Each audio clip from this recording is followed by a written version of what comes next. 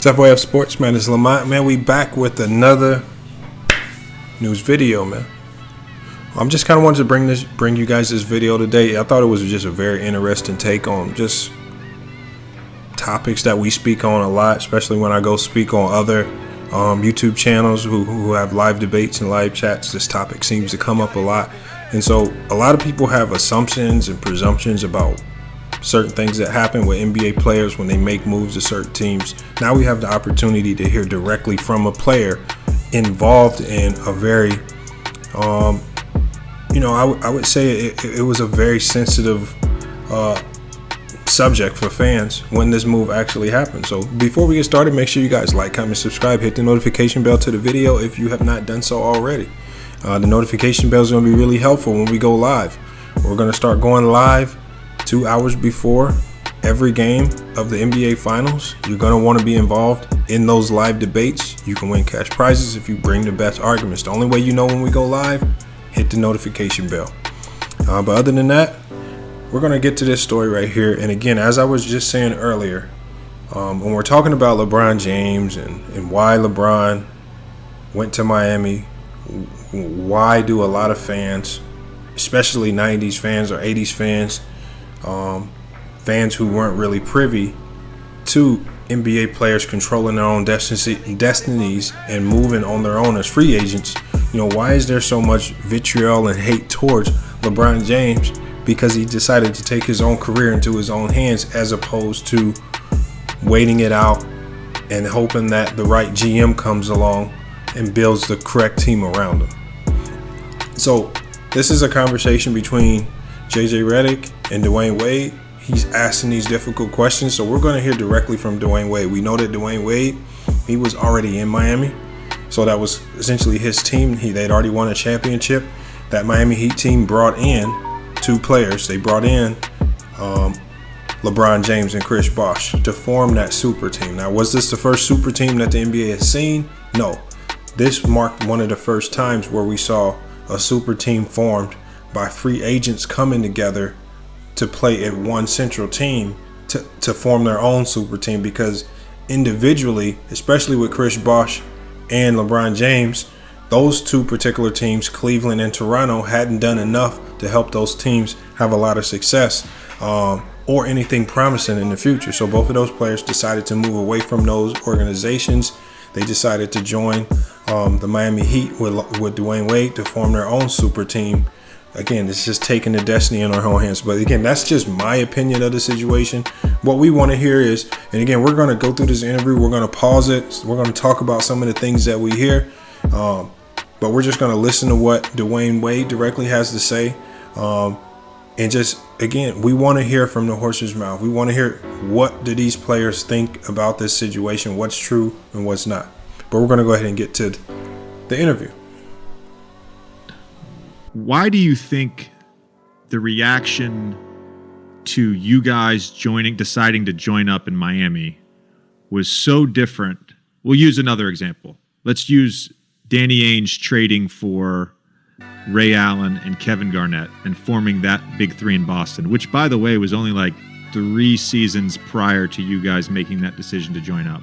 Yeah. Why do you think the reaction was so different? Do you think it was because it was LeBron and he was sort of the best player in the game and he was supposed to do what Jordan did and not team up with other superstars to win? I definitely feel that was a big part of it. I want to throw it all on Brian, but I definitely feel that, the fan base, basketball fan base had an idea of how LeBron's career was supposed to go. And it was supposed to go like Michael Jordan's career. He's supposed to stay in Cleveland his entire time and win 6 to 7 rings, right? And he had other ideas for his career. And people at the time didn't understand why would he do that, right? They looked at it as a weak move. It's a weak move that he go team up with another all-star and another all-star. So yes, that was a big part of it. I think at the same time as well, they wasn't used to playing. At that time, it wasn't used to players having control. Organizations made trades. That's what happened. Free agency before that was not really that sexy like that. you know. And even though it was some guys who, you know, like the I think it was Orlando Magic who had an opportunity to do some sexy stuff with Tim Duncan possibly and Grant Hill and T-Mac, like that would have been sexy, but that didn't happen. And it just wasn't something that was really the sexy thing to do. And at that moment when we made a decision as players and kind of put the control in the player's hand and change the dynamics of what people were used to, you always going to get hate, you know? It's like Allen Iverson came in with braids and tattoos and sleeves, and everybody's like, this is not how the best player in the game looks.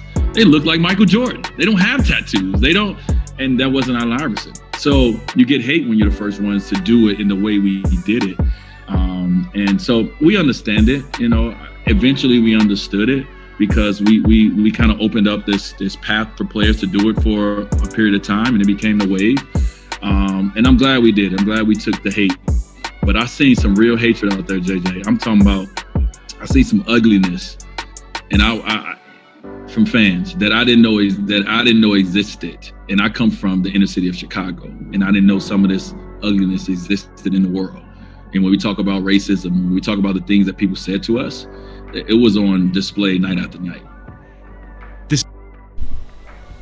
I just want to touch on that. I'm going to pause it briefly real quick because what Dwyane Wade is saying is absolute fact. What he's saying right there is absolute fact. What LeBron James and Chris Bosh did when they teamed up in Miami,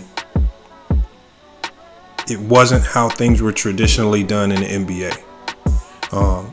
Now, there was potential for big threes to be formulated in this particular manner, as he spoke on before, with Tim Duncan going to Orlando Magic. And that's one of the potential scenarios that nobody really likes to talk about, because Tim Duncan is known for what? He's known for staying with one team for his entire career. And he did it the more traditional way, the way that you saw in the 90s. He sacrificed a lot of money to stay with one team, and it actually panned out. He had a Hall of Fame coach. He had Hall of Fame players around him, and it was just a winning situation. Now, when we talk about LeBron James and when we talk about Chris Bosh in Toronto, they weren't necessarily blessed with the great front office that the Spurs had. They weren't blessed with the Hall of Fame coach and Greg Popovich. They weren't blessed with the Hall of Fame players like Manu Ginobili and Tony Parker to get drafted into that organization. So whenever you're not drafted into that particular situation, because that's all luck of the draw, typically in the 80s and 90s and 70s, you were just kind of stuck on that same team. As Dwyane Wade said, it wasn't the norm to leave in free agency. It just wasn't the thing to do for whatever reason.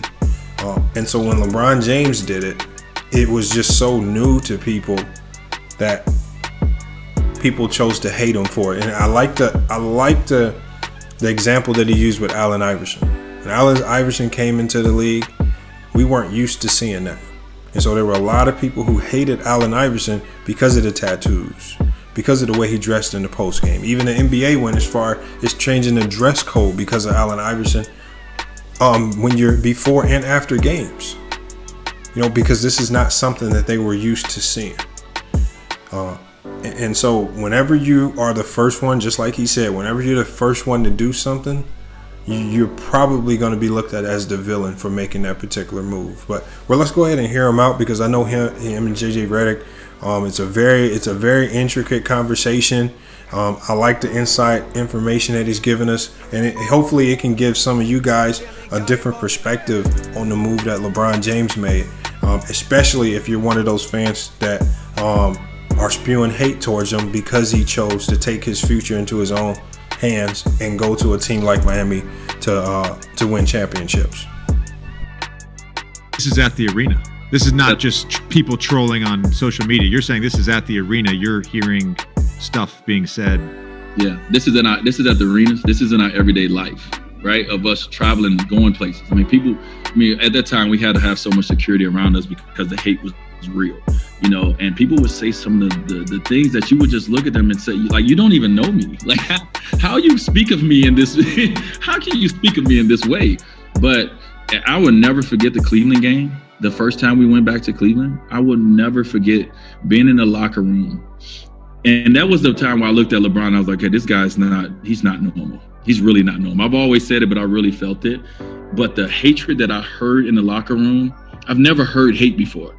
You know what I mean? Like, you can hear someone say something, but if you ever heard the sound of hate, it is the most like uncomfortable thing to experience. And like, I remember walking out of the tunnel, and it wasn't just boos, and it wasn't just I hate you. It was the look on people's faces.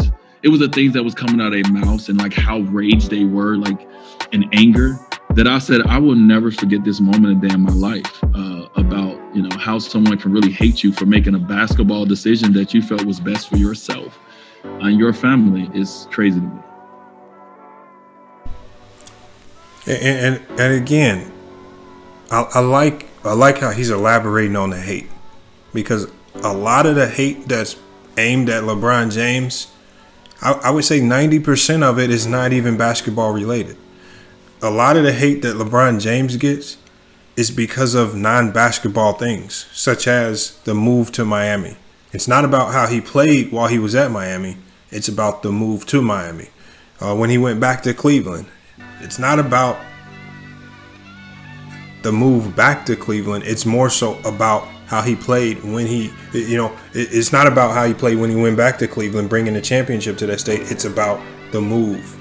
The same thing with Kevin Durant. We see that, you know, when we talk about Kevin Durant, a lot of people don't talk about how he played when he was with Golden State, how he was the best player with that team, how he took, you know, he took grasp, you know, he took realms of that organization. He led that team to 2 championships, potentially 3 if he doesn't tear his Achilles. But we find ourselves talking about the move, the non-basketball related stuff, because again, we're in a different era. Players in this particular era can control their own destinies, and because of that, it's putting teams on notice. Teams like the Milwaukee Bucks, you can't be mediocre for 10, 12 years and take advantage of having a great player. You can't be mediocre when you have these great players. You have to go out, you have to make moves, you have to try to develop and build teams around these guys. You actually have to be good at your job. Otherwise, you're going to lose these great talents. And in this day and age, when you lose those types of talents, you're losing hundreds of millions of dollars, especially when you're dealing with a guy like Giannis, who has so much marketing power in that economy. The same thing with other players in other economies. These guys have massive marketing appeal, massive, the ability to affect marketing dollars in those communities. So teams now have to do more. I mean, look, when we look at Washington's eventually going to have to do more to hold on to a guy like Bradley Beal. I mean, people could say that he wants to stay, but we've already seen comments and tweets about how he would potentially consider, moves to other teams, or how, when they talk about how certain trade scenarios would look, he's eyeing that. And so again, I feel like in the 90s, even the 80s and 70s, I feel like too many teams got away with being bad GMs. We never really criticized. We never spend enough time criticizing some of these front offices for being extremely mediocre, below average, or just not very good at all for not just 2 or 3 years. We're talking 5 and 10 year stretches. I mean, if we look at the Dallas Mavericks, Boston Celtics, Sacramento Kings in the 90s, these teams weren't just bad in the 90s. These teams were horrendous over 4, 5, 6, 7 year periods. And we let these front office guys off the hook. When we speak about basketball, when a coach might make a wrong substitution in a playoff series, and he might blunder the playoff series, we're immediately saying fire him, fire the coach, just like that over one mistake. But we allow these GMs to make mistake after mistake, bad signing after bad signing, not signing this guy, not bringing this guy in. We allow these front offices to make horrible mistakes. For example, when we look at Milwaukee, by them allowing Malcolm Brogdon to walk when they could have signed him, but just by going into the salary cap, because to be a championship team, you actually have to go into that salary cap. You have to pay guys to stay. And because they wanted to be thrifty, they didn't want to spend money to keep Malcolm Brogdon, they let a very good guard, a guard who could have helped them in this particular playoffs, they let him walk for nothing. They really didn't get anything in return for him, not anything of value, not anything of comparable value. So if Giannis Antetokounmpo decides to leave, The Milwaukee Bucks have nobody else to blame but themselves. And the reason is because they've had opportunities to bring in guys to put a winning team around Giannis Antetokounmpo. And if you want him to stay there, if you want him to continue to bring hundreds of millions, if not billions of dollars into your organization and community, then you have to put a team around him that's going to be competitive, because we're in an age now where guys can be free agents and guys will leave, and guys won't just leave. They will be able to handpick their own winning situation. And that's just what it is. Now, I wish guys in the 90s would have had that capability. Unfortunately for the guys in the 90s were known for signing horrendous contracts. Long contracts. You're talking about 5, 6, 7 year contracts, paying very little money compared to the market. You know, what changed? What changed that? When we saw guys like LeBron James, even Michael Jordan, we saw these guys signing what? We saw these guys signing 1 year deals or 1-and-1 deals. Why? Because the NBA market changes on a year-to-year basis. If you want to maximize your money, if you want to capitalize on free agency, if you want to get your value as an athlete, then now you can take control of your future by signing shorter deals. You're not stuck in a long-term contract. You can leave and you can go to other teams to put yourself in a winning situation. All right, we see it all the time. You know, we see Anthony Davis, because of his star power, he forced a trade out of a bad situation in New Orleans to the Los Angeles Lakers.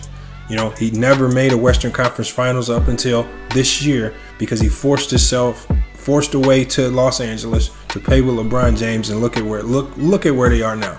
And does it necessarily hurt the competitive balance in the NBA? I wouldn't think so, because even when you look at our young teams, the Trailblazers, Dallas Mavericks, Sacramento Kings, all of these teams still have young stars that could potentially bloom and blossom into superstars at any given time. So there's still plenty of talent to go around the league. You're not watering any particular team down. These teams still have draft picks. These teams still have young, great players. A lot of these young, great players are already all-stars that you can build upon. So it's not necessarily about watering the league down. There's just too much talent in this league today. It's about holding these teams accountable. These teams make billions off of these players.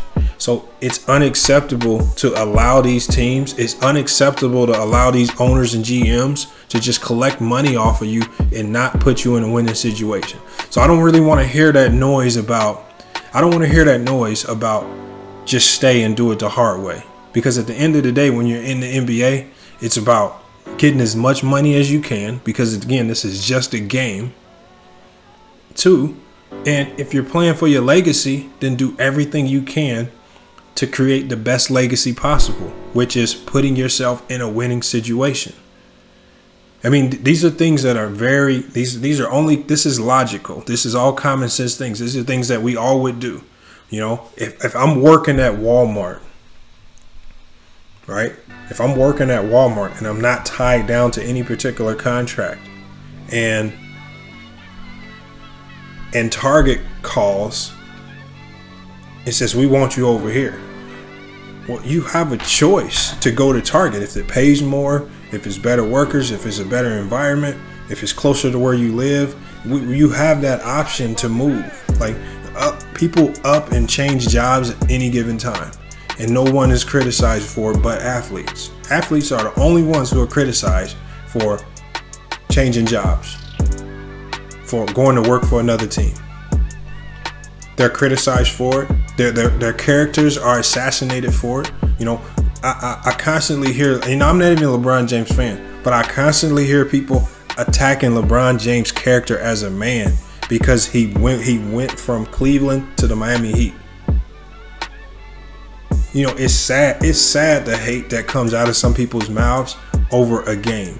It's sad how personal some people get over the game of basketball. And at the end of the day, it's just a game.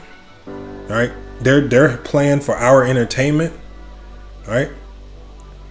And we look at it as if it's something that's going to affect us in our day-to-day lives, when it's really not. All right? So I really wanted people who spew that hate towards LeBron James to see it from this particular perspective, because it's not as serious as what you're making it out to be. And again, just respect the fact that these young guys are changing the game in another way. And this is actually for a positive. We want to see more young black men be able to take control of their own destiny, their own future, their own legacies, and at the same time applying pressure to these team owners and GMs that make billions off these players. Because now you're holding them accountable to actually do their job correctly. Because if a player doesn't do their job correctly, when we look at a guy like DeMar DeRozan, where they promised him that he would be in Toronto for life. They promised him a statue. As soon as he didn't play up to their standards, all those promises went out the door. They traded him. We look at Harrison Barnes. He gave a lot to that Dallas Maverick team. He sacrificed money. He took a pay cut. And what happened with Harrison Barnes? He was traded mid-game. In the middle of playing a game, they told him, you have to sit out the rest of this game. You're now traded. Like, what type of, like, where's the loyalty there? There's no loyalty. Like, it can't be one-sided. You can't tell the players to be loyal to a team when the owners and GMs will never be loyal to players. You can't tell players to stick it out and stay, but then you don't hold the owners and GMs accountable for not putting talent or even, drafting the right players that can help this guy succeed.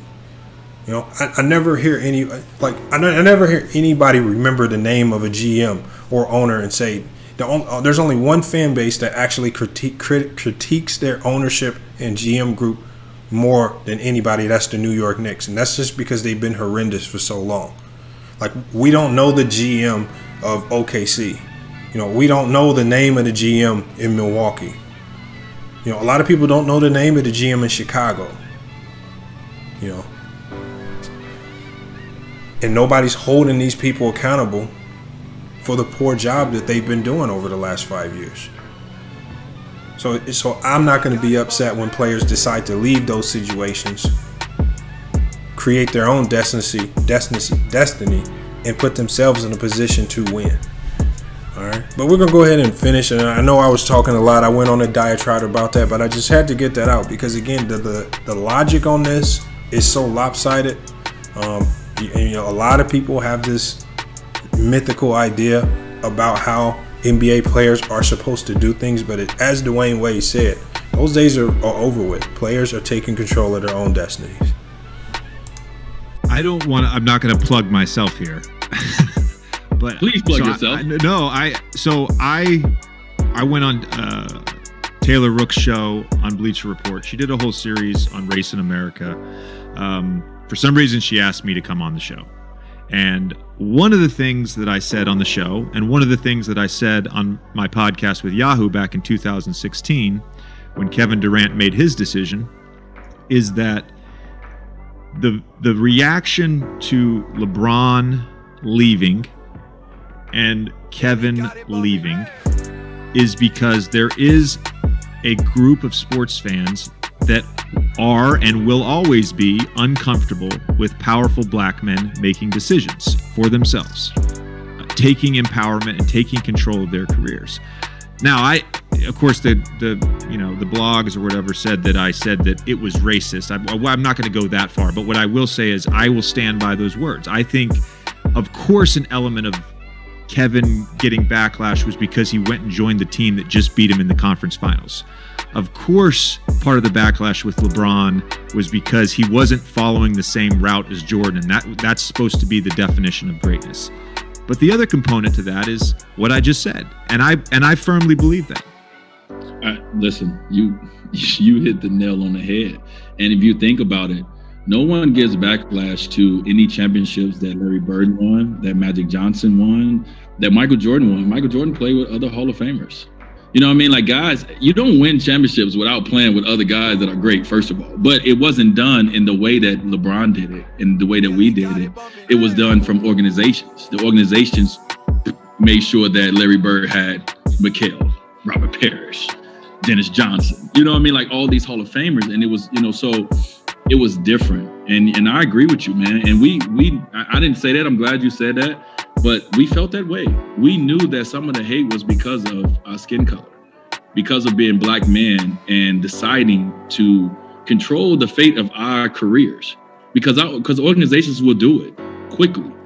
They will trade a Dwyane Wade in a heartbeat if you're not accomplishing what they want you to accomplish. So when we had the power, when we had the moment, we took it. But some of the hate came because of we were 3 black guys who decided, and we changed the way that the NBA probably would ever be, right? Because of that decision. So I agree with you, man, 100%.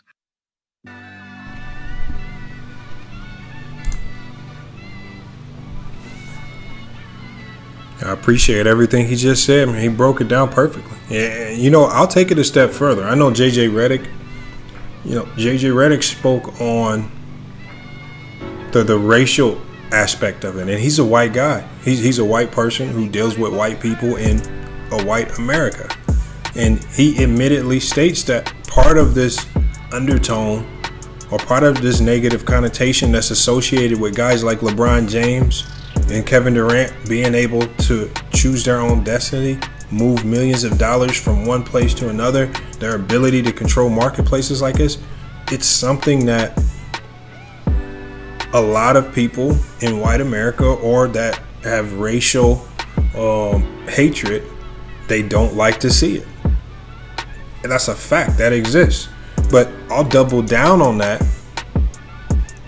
I feel that there are also black people that don't like to see other black people succeed and do better for themselves as well. And so a lot of it is also hate from us as well. Because a lot of the vitriol and hate that I see when I see these personal attacks against LeBron James, there are a lot of players making moves. There are a lot of, Kemba Walker left in free agency and went to the Celtics. He doesn't have that vitriol and hate. He doesn't. He went to a great team. He went to a Celtics team that's already been to the Western Conference Finals. He went to a Celtics team that's already been great. He went to a loaded Celtics team that has Jason Tatum, Jaylen Brown, and Gordon Hayward. But why? Where's the vitriol for Kemba Walker for going to a loaded Celtics team? See, it's about the best player in the game controlling his own destiny and putting himself in a position to win championships. So because when you're the best in the game and you do it, see, LeBron is going to forever be linked to Michael Jordan because people of this era compare him to who? They compare him to other greats like Jordan, like Kobe, like Magic Johnson. And so in that comparison to Michael Jordan, what are people going to do? They're going to look at how Jordan did it. Jordan was with one team. Jordan won all 6 championships with one team. All right. But people don't understand that the climate of the game in the 90s was different. One of the reasons that Jordan had so much success in the 90s was because players did not move around and create a more competitive team on other teams by grouping up. This is also one of the reasons why Jordan succeeded. Because players did not control their own destiny, and instead of leaving some of these bad teams, like Mitch Richmond with Sacramento, like D Brown when he's with the Celtics, like Jim Jackson, Jamal Mashburn, and Jason Kidd when they were all with Dallas. When you have Chris Webber with the Bullets, Juwan Howard with the Bullets, we can go on and on and on. We can name a long list of players who never had success in the NBA, primarily because of bad front offices. Until the Sacramento Kings were purchased, the Kings were terrible in the 90s. Until they got an ownership group and a GM in there that actually wanted to win and spend money on players, that's when we saw Sacramento start winning. Why? Because those owners knew that to win, you have to spend money. You have to be able to buy and bring players in. So do we look at that Sacramento team that was great in the early 2000s? And do we say that, oh, this team was comprised of a lot of free agents? A lot of these guys weren't drafted in. You know, we had to trade for Mike Bibby. We had to go. We had to trade to get a Chris Webber.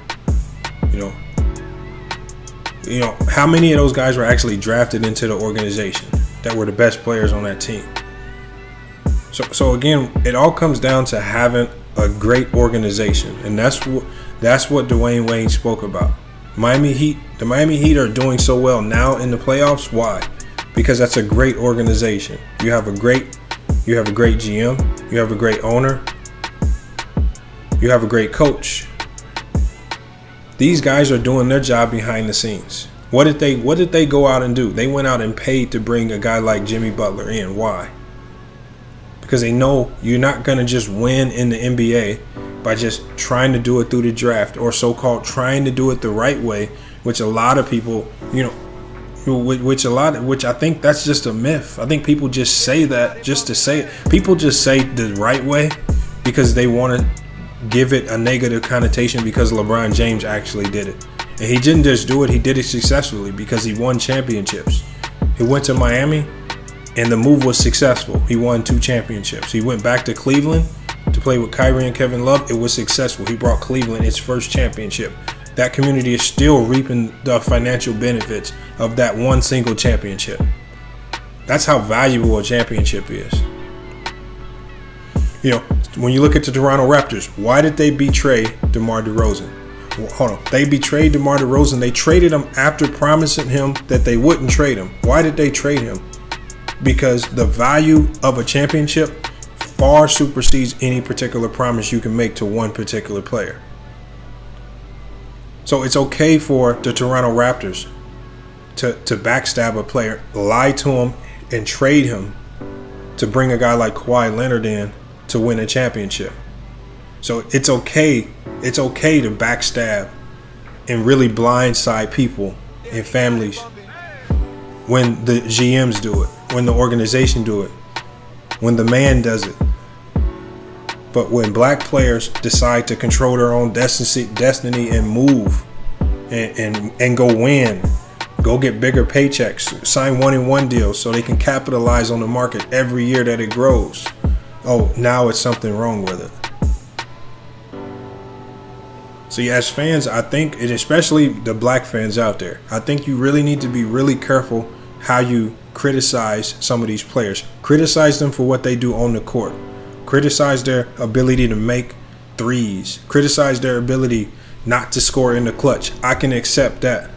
But when you get to talking about things off the court, especially things off the court that you only hear, which are rumors, now you're just being toxic. And again, it comes down to just this toxic atmosphere. We love that toxic narrative. We love toxic news. You know, it's become the cool thing to hate LeBron. You know, you have people who are self-proclaimed LeBron James haters. You know, how can you be a student of the game? How can you respect the game when you have hate for great players, when you have hate for any particular player? How can you ever fairly critique any particular player if you hate this particular player?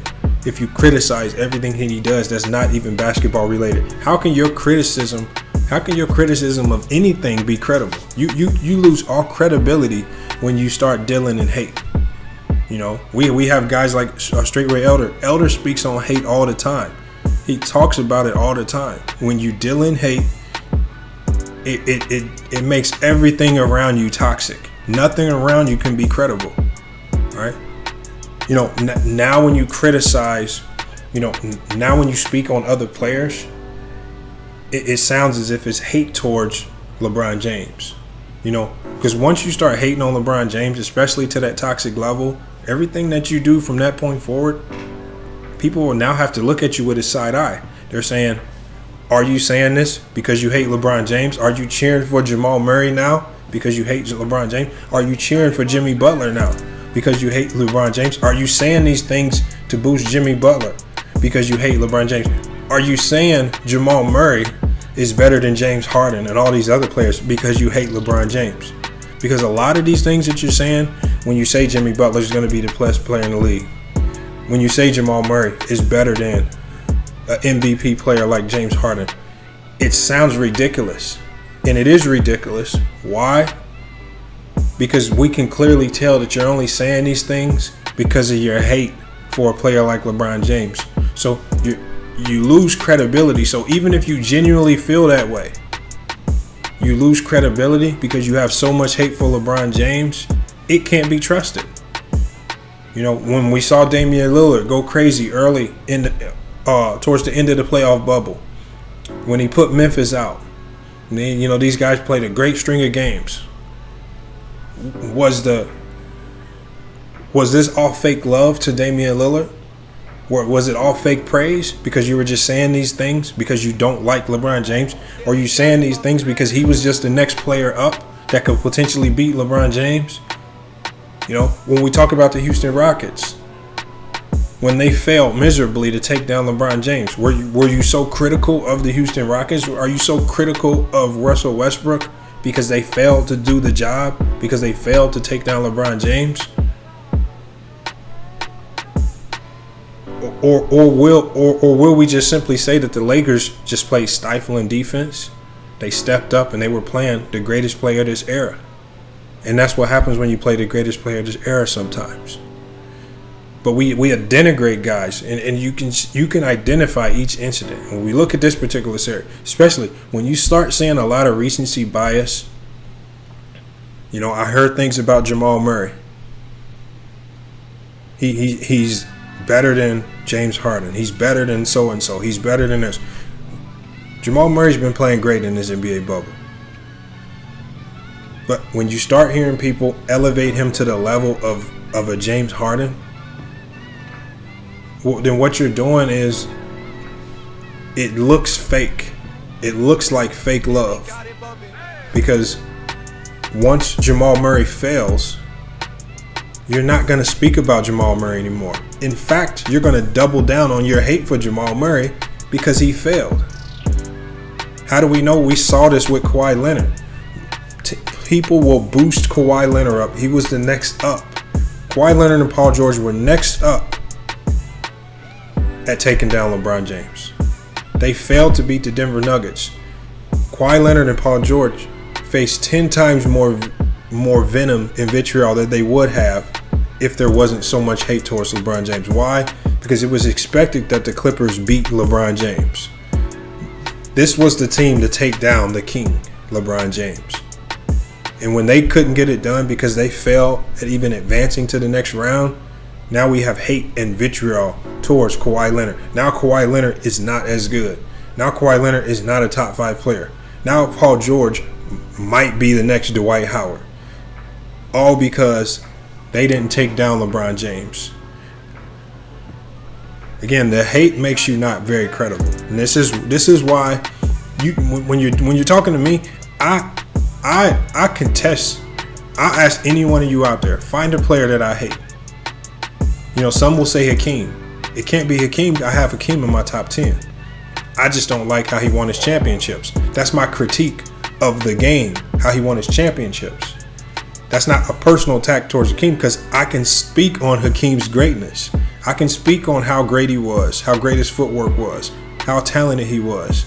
And I can still put him in my top 10 based on his talent and not what I'm critiquing him on because I'm being honest about the game. That's called removing your emotions from something. Because my emotions tell me that I don't think he would have won the championship if Jordan hadn't retired.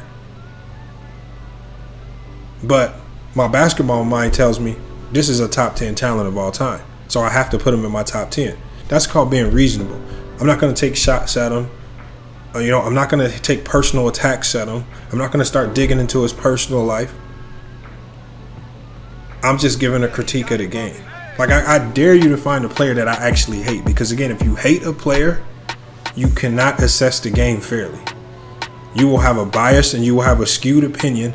And what starts to happen is everything that you say, it's formulated. It can be formulated back towards hate towards one particular player. Because every take that you say from that point forward is going to be outlandish and skewed with bias and hate. and you start saying stupid stuff. Jamal Murray is not a James Harden. He never will be. This is the first time we've seen him excel in the playoffs. Let's just appreciate it for what it is. We saw Donovan Mitchell have a great playoff run his rookie year. But how did Donovan Mitchell follow it up? He followed it up in a year where he disappeared, was extremely inconsistent, and didn't perform at all. See, this is why you can't have recency bias. So with Damian Lillard, all the praise that those guys gave Damian Lillard, as soon as he lost, no one's talking about Damian Lillard anymore. It was all fake love. Kawhi Leonard, he's the best player in the league. He's next up, Paul George. As soon as they lose, Paul George is now the next Dwight Howard. Kawhi Leonard, you're not the king of LA anymore. You lost. And now we Kawhi Leonard. Now we want to fire Doc Rivers. It's just sad, some of the basketball takes. And that's why, again, if you're a basketball fan, take hate out of your arguments. Because, again, you cannot win any basketball debate if you hate a particular player. I don't care who that player is. You should be able to criticize their game and not the person. Because at the end of the day, we don't know any of these people off the court. Any situation that you might see on TMZ, any situation with a player and fan interaction that you might see, we only see a glimpse of it. We only see what people want you to see. We don't see what led up to it. We don't hear what was said before. We don't hear what was said after. You got to take everything with a grain of salt that you see from the media, because it's toxic. The hateful LeBron James is toxic. And I'm not even a LeBron James fan. I'm just watching from both sides. I have to watch LeBron James fans they don't have to defend LeBron James on stuff that's bad. They don't have to defend LeBron James' poor free throw shooting in the fourth. They don't have to defend LeBron James' poor clutch performances. They have to defend LeBron James from choosing to go to Miami to play as a free agent. They have to defend LeBron James for what he said in a press conference. They have to defend LeBron James for supposedly not cheering with his team after a game-winning bucket was made, and now we know what's going on inside of his mind. He really didn't like it. It's so much stuff that's not basketball related when we talk about LeBron James. It's starting to become funny. I want you guys to let me know what you think about this situation. Where do you think all of this toxic stuff with LeBron James is coming from? And again, let me know what you think. Again, I can criticize LeBron James's game. There are a lot of things that he does wrong on the court. There are a lot of things he does right on the court. But at the end of the day, regardless of how I feel emotionally, I have to use my brain. I have to take all hate out of it. And I have to easily say, for me, he's in my top 10. And I always say that 6 through 10 in my list is interchangeable based on who you like. It's just all interchangeable. But if you're in the top 10, I got to respect your game. No player's going to be perfect. Every player has flaws. LeBron James may never develop a perfect jump shot. He doesn't need to. But we don't ask that of every single player. Again, it's just got to get your hate. If you want to critique basketball properly, you got to stop. You got to get the hate out of your arguments. You got to get the emotional aspect of it out of your arguments. You got to stop making up fake narratives just to try to sound right. That's all we see that's happening. But you guys let me know what you think. Make sure you like, comment, subscribe, hit the notification bell to the video.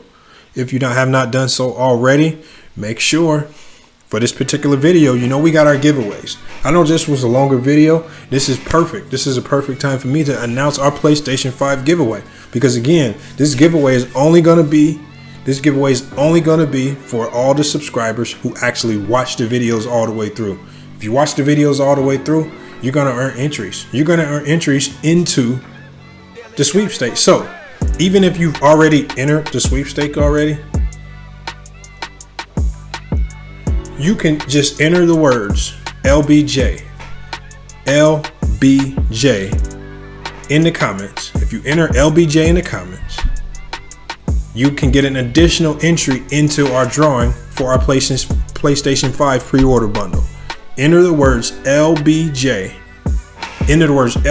into the comments, you get a second entry. Again, we have to start showing appreciation to the people who actually watch our content all the way through. Not just a couple minutes. We need everybody actively engaged because, again, we are building a team of people who study the game here at FYF Sports, man.